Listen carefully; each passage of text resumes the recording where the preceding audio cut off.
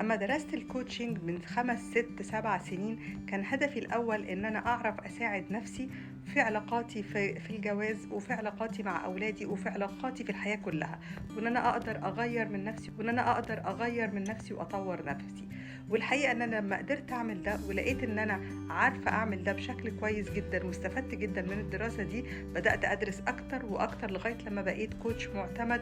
وإن أنا كمان قدرت إن أنا أقدر أأثر في اللي حواليا وأقدر أغير في ستات كتير. ودرست ريليشن شيب كوتشنج أو كوتشنج العلاقات، وده بيهتم بالعلاقات بين الأزواج والعلاقات في الأسر كلها، ومفيش أسرة في الدنيا مش محتاجة العلاقات دي.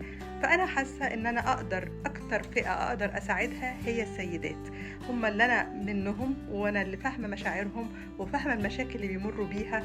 مريت بتجارب كتير زيهم في الجواز وفي الخطوبة وفي الأمومة وفي التربية، وفي الأوقات اللي بيشتغلوا فيها وحاسين إنهم اوفرلودد أو عليهم حمل كبير، وفي الأوقات اللي ما بيشتغلوش فيها وحاسين إنه ملهمش أي فايدة في المجتمع وزهقانين.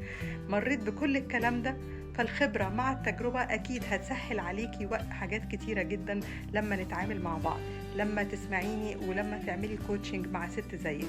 عشان كده أنا قررت إن أنا أعمل نادي حرة للسيدات، ويكون نادي أونلاين للسيدات العرب كلهم، علشان في أي حتة هم محتاجين فيها، سواء كان في أي حتة في العالم وفي أي مجال من الخبرات اللي أنا مريت بيها، أو في أي مجال من العلم اللي أنا درسته. أنا بمد إيدي وبعمل نادي حرة للسيدات علشان أقدر أساعدك يبقى عندك سلام نفسي وتعدي بالأزمات والضغوطات اللي أنا عديت بيها. مش لازم أنت كمان تعدي بيها، ممكن أما نبقى في النادي سوا وتشوفي ناس شبهك عدوا بمشاكل شبه دي، ده ينور عندك نقط معينة ويخليكي تعرفي تتصرفي بشكل أفضل.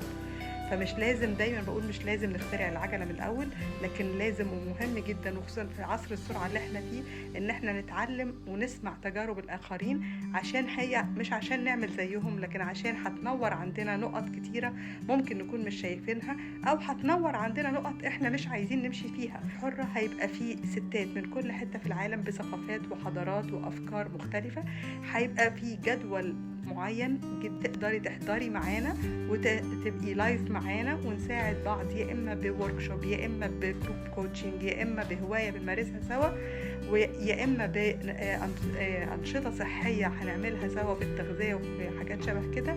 وبالتالي هنبقى ماسكين ايد بعض وسبورتنج لبعض.